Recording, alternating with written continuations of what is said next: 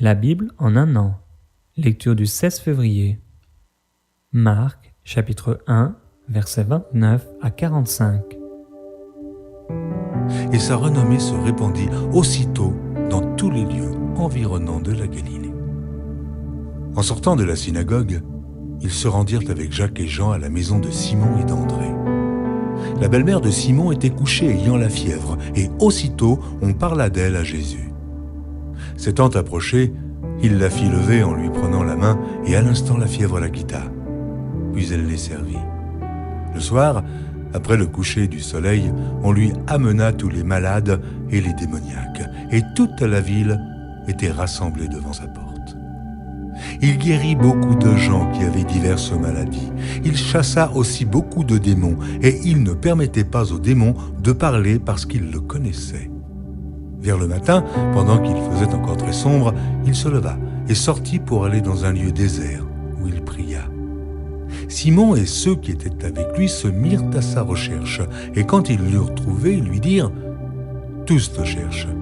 Il leur répondit « Allons ailleurs, dans les bourgades voisines, afin que j'y prêche aussi, car c'est pour cela que je suis sorti. » Et il alla prêcher dans les synagogues par toute la Galilée, et il chassa les démons.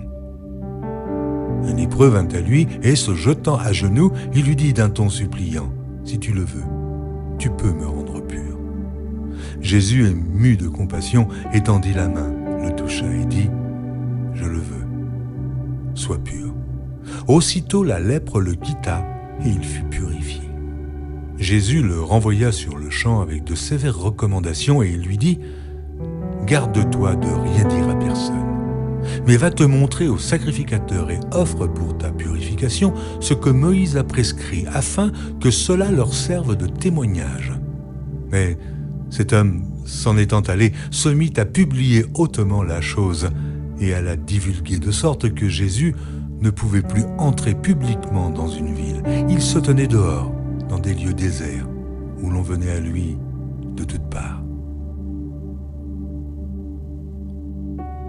Marc, chapitre 2, versets 1 à 12.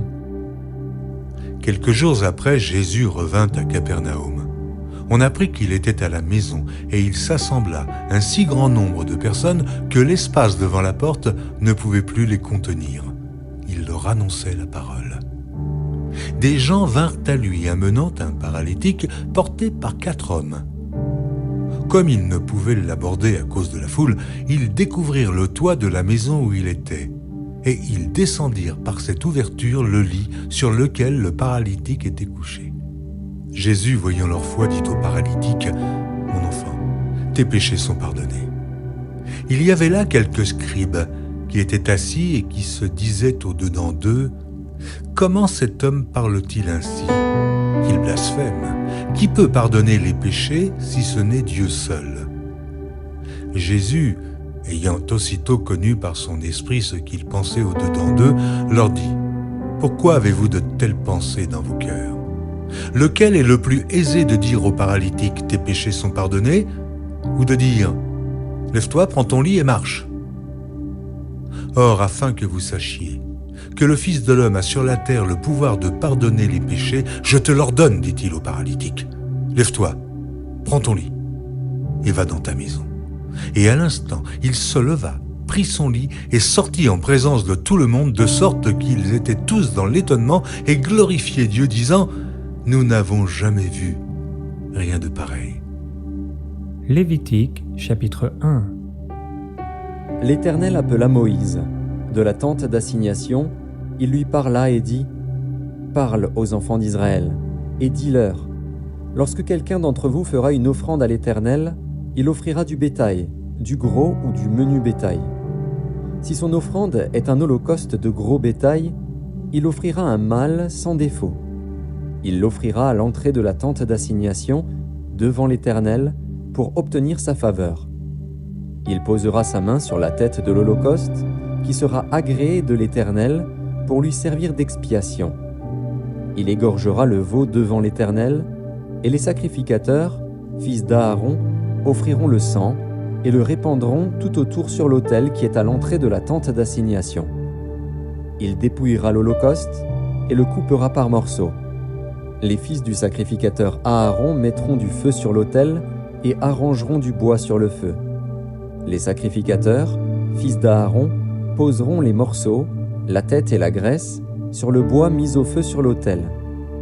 Il lavera avec de l'eau les entrailles et les jambes, et le sacrificateur brûlera le tout sur l'autel. C'est un holocauste, un sacrifice consumé par le feu, d'une agréable odeur à l'Éternel. Si son offrande est un holocauste de menu bétail, d'agneau ou de chèvre, il offrira un mâle sans défaut. Il l'égorgera au côté septentrional de l'autel, devant l'Éternel.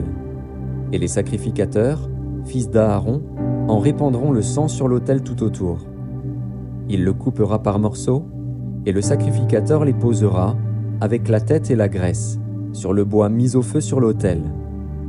Il lavera avec de l'eau les entrailles et les jambes, et le sacrificateur sacrifiera le tout, et le brûlera sur l'autel. C'est un holocauste, un sacrifice consumé par le feu, d'une agréable odeur à l'Éternel. Si son offrande à l'Éternel est un holocauste d'oiseaux, il offrira des tourterelles ou de jeunes pigeons. Le sacrificateur sacrifiera l'oiseau sur l'autel. Il lui ouvrira la tête avec l'ongle et la brûlera sur l'autel, et il exprimera le sang contre un côté de l'autel. Il ôtera le jabot avec ses plumes et le jettera près de l'autel, vers l'Orient, dans le lieu où l'on met les cendres. Il déchirera les ailes sans les détacher. Et le sacrificateur brûlera l'oiseau sur l'autel, sur le bois mis au feu. C'est un holocauste, un sacrifice consumé par le feu, d'une agréable odeur à l'Éternel. Lévitique, chapitre 2.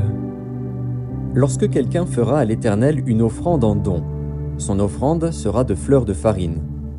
Il versera de l'huile dessus, et il y ajoutera de l'encens. Il l'apportera au sacrificateur, fils d'Aaron.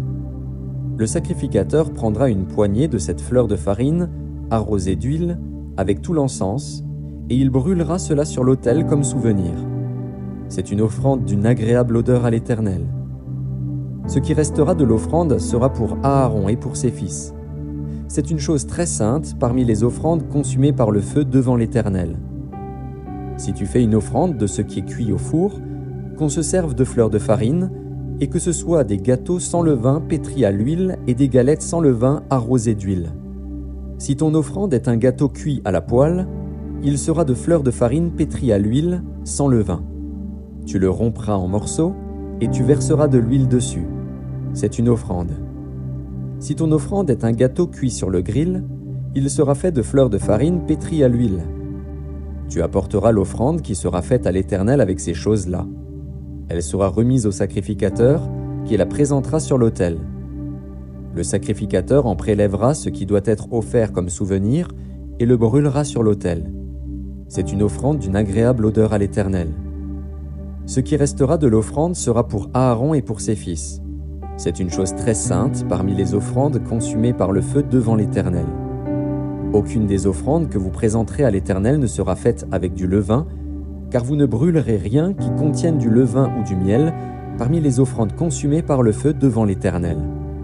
Vous pourrez en offrir à l'Éternel comme offrande des prémices, mais il n'en sera point présenté sur l'autel comme offrande d'une agréable odeur. Tu mettras du sel sur toutes tes offrandes, tu ne laisseras point ton offrande manquer de sel, signe de l'alliance de ton Dieu. Sur toutes tes offrandes, tu mettras du sel. Si tu fais à l'Éternel une offrande des prémices, tu présenteras des épis nouveaux, rôtis au feu et broyés, comme offrande de tes prémices. Tu verseras de l'huile dessus, et tu y ajouteras de l'encens. C'est une offrande. Le sacrificateur brûlera comme souvenir une portion des épis broyés et de l'huile avec tout l'encens. C'est une offrande consumée par le feu devant l'Éternel. Lévitique, chapitre 3. Lorsque quelqu'un offrira à l'Éternel un sacrifice d'action de grâce, s'il offre du gros bétail, mâle ou femelle, il l'offrira sans défaut devant l'Éternel. Il posera sa main sur la tête de la victime, qu'il égorgera à l'entrée de la tente d'assignation. Et les sacrificateurs, fils d'Aaron, répandront le sang sur l'autel tout autour. De ce sacrifice d'action de grâce, il offrira en sacrifice consumé par le feu devant l'Éternel la graisse qui couvre les entrailles et toute celle qui y est attachée, les 2 rognons et la graisse qui les entoure, qui couvre les flancs, et le grand lobe du foie, qu'il détachera près des rognons. Les fils d'Aaron brûleront cela sur l'autel, par-dessus l'holocauste qui sera sur le bois mis au feu. C'est un sacrifice consumé par le feu, d'une agréable odeur à l'Éternel. S'il offre du menu bétail, mâle ou femelle, en sacrifice d'action de grâce à l'Éternel, il l'offrira sans défaut. S'il offre en sacrifice un agneau, il le présentera devant l'Éternel. Il posera sa main sur la tête de la victime, qu'il égorgera devant la tente d'assignation. Et les fils d'Aaron en répandront le sang sur l'autel tout autour.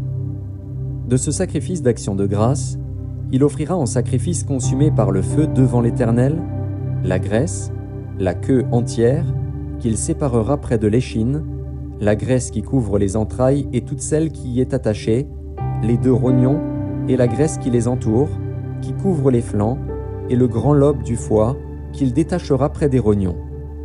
Le sacrificateur brûlera cela sur l'autel. C'est l'aliment d'un sacrifice consumé par le feu devant l'Éternel. Si son offrande est une chèvre, il la présentera devant l'Éternel. Il posera sa main sur la tête de sa victime, qu'il égorgera devant la tente d'assignation. Et les fils d'Aaron en répandront le sang sur l'autel tout autour. De la victime, il offrira en sacrifice consumé par le feu devant l'Éternel la graisse qui couvre les entrailles et toute celle qui y est attachée, les 2 rognons et la graisse qui les entoure, qui couvre les flancs, et le grand lobe du foie, qu'il détachera près des rognons. Le sacrificateur brûlera cela sur l'autel. Toute la graisse est l'aliment d'un sacrifice consumé par le feu, d'une agréable odeur à l'Éternel. C'est ici une loi perpétuelle pour vos descendants, dans tous les lieux où vous habiterez, vous ne mangerez ni graisse ni sang. Psaume, chapitre 35, versets 17 à 28. Seigneur, jusque à quand le verras-tu? Protège mon âme contre leurs embûches, ma vie contre les lionceaux. Je te louerai dans la grande assemblée, je te célébrerai au milieu d'un peuple nombreux. Que ceux qui sont à tort mes ennemis ne se réjouissent pas à mon sujet, que ceux qui me haïssent sans cause ne m'insultent pas du regard, car ils tiennent un langage qui n'est point celui de la paix, ils méditent la tromperie contre les gens tranquilles du pays. Ils ouvrent contre moi leur bouche, ils disent « Ah, nos yeux regardent. Éternel, tu le vois, ne reste pas en silence, Seigneur, ne t'éloigne pas de moi. Réveille-toi, réveille-toi pour me faire justice, mon Dieu et mon Seigneur, défends ma cause. Juge-moi selon ta justice, Éternel, mon Dieu, et qu'ils ne se réjouissent pas à mon sujet, qu'ils ne disent pas dans leur cœur « Ah, voilà ce que nous voulions », qu'ils ne disent pas « Nous l'avons englouti ». Que tous ensemble, ils soient honteux et confus, ceux qui se réjouissent de mon malheur, qu'ils revêtent l'ignominie et l'opprobre, ceux qui s'élèvent contre moi, qu'ils aient de l'allégresse et de la joie, ceux qui prennent plaisir à mon innocence, et que sans cesse ils disent « Exalté soit l'Éternel, qui veut la paix de son serviteur. » Et ma langue célébrera ta justice, elle dira tous les jours ta louange. Proverbes, chapitre 9, versets 13 à 18. La folie est une femme bruyante, stupide, et ne sachant rien. Elle s'assied à l'entrée de sa maison, sur un siège dans les hauteurs de la ville, pour crier aux passants qui vont droit leur chemin que celui qui est stupide entre ici. Elle dit à celui qui est dépourvu de sens, « Les eaux dérobées sont douces, et le pain du mystère est agréable. » Et il ne sait pas que là sont les morts, et que ses invités sont dans les vallées du séjour des morts.